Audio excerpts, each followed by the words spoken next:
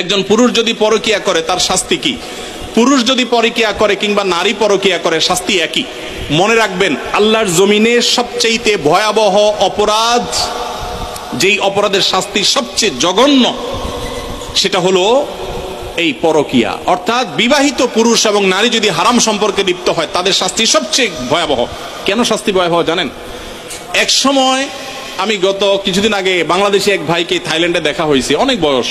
ওনাকে জিজ্ঞেস করলাম বাচ্চা কাচ্চা কয়জন? বললো যে 2 জন। তো বললাম এত কম বাচ্চা কাচ্চা, কোনো বিধিনিষেধ আছে নাকি? বলে না ভাই, এক সময় আমাদের এই দেশে, থাইল্যান্ডের কথা আমি বলছেন, যে সন্তান বেশি নিলে সরকার পারমিট করতো না, 2টা বেশি পারমিশন দিত না।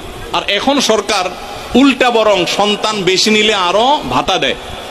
একই সমস্যা চায়নাতে। চাইনিজরা বিয়েকে মানে সন্তান গ্রহণ করার ক্ষেত্রে অনেক কড়াকড়ি করেছে। এখন বর্তমানে চাইনিজ সরকার পাগল পরা হয়ে যাচ্ছে, কারণ জেনারেশন গ্যাপ তৈরি হচ্ছে, সন্তান কেউ নিচ্ছে না। ইতালির একই অবস্থা। গোটা পৃথিবী আজকে সাফার করছে এইগুলোর কারণে।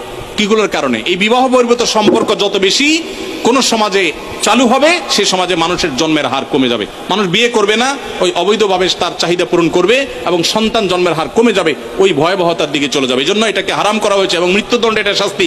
কোন স্বামী কোন স্ত্রী যদি পরকীয়া লিপ্ত হয়, আল্লাহর জমিনে সে সবচেয়ে বড় অপরাধী। শিরকের পর যে বড় অপরাধগুলো, তার মধ্যে থেকে একটা। অতএব এখান থেকে বেরিয়ে আসতে হবে আল্লাহর ভয়ে এবং তাদেরকে নসিহা করতে হবে। নবী সাল্লাল্লাহু আলাইহি সাল্লাম পরকীয়ায় যারা আসক্ত বা অন্যের মানে একজন পুরুষ হয়ে নারীর প্রতি, নারী হয়ে অন্য পুরুষের প্রতি যারা আসক্ত, তাদেরকে বলেছেন তোমার স্বামীর কাছে, তোমার স্ত্রীর কাছে যা আছে অন্য নারী বা অন্য পুরুষের কাছে একই জিনিস আছে, ভিন্ন কিছু নয়। অতএব শয়তান তোমাকে বুঝায় না তুমি ওখানে গেলে সুখ পাবা, শান্তি পাবা। অতএব এগুলো থেকে আমাদের বেরিয়ে আসতে হবে। এরপরে প্রশ্ন হলো, ফুফাতো বোন খালাতো বোনকে বিয়ে করা জায়েজ আছে কিনা? ফুফাতো বোন, খালাতো বোন, চাচাতো বোন, মামাতো বোন, এদের সবাইকে বিয়ে করা জায়েজ। আর যাদেরকে বিয়ে করা জায়েজ, এরকম বোন যারা আছে, বিয়ে করা জায়েজের আওতায় পড়ে, এদের সাথে পর্দা করা ফরজ। অর্থাৎ তাদের সাথে আপনি পর্দা ছাড়া কথা বলবেন না, এবং কোনো প্রয়োজন হলে কথা বলবেন পর্দার আড়াল থেকে, এবং তাদেরকে বিয়ে করাটা কি আছে? জায়েজ আছে। আমি এবং আমার ভাই মাঝে মধ্যে শুধু ফুচকা, ছোলা বুট বা চটপটি খেয়ে থাকি। এখন এগুলো খাওয়া কি ইসলাম নিরুৎসাহিত করে? এবং এগুলো খাওয়ার আগে বিসমিল্লাহ বলে খেলে কি ইবাদত হবে? যে কোনো খাবারের শুরুতে বিসমিল্লাহ বলবেন, কিন্তু ফুচকা, চটপটি বা যেটাই খান, দেখবেন এটা স্বাস্থ্যসম্মত কিনা। আপনি রুগী, আপনার সমস্যা হয় পেটে, আপনি এগুলা খান আর গ্যাস্ট্রিকের ওষুধ খান। এটা আমাদের বেশিরভাগ লোকের অভ্যাস, তাই না?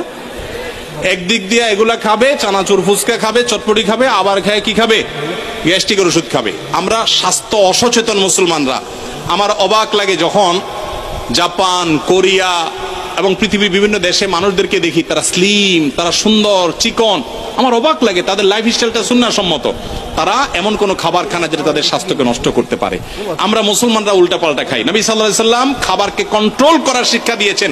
আমরা লাগামহীন খাই, এই জন্য মেদভুড়ি হয়ে যায়, অল্প দিনে মোটা হয়ে যায়। অনেকে অবশ্য খাওয়ার কারণে মোটা হয় না, জিনগত বা অন্য কারণে মোটা হয়, তাদেরকে আবার দোষ দিয়েন না।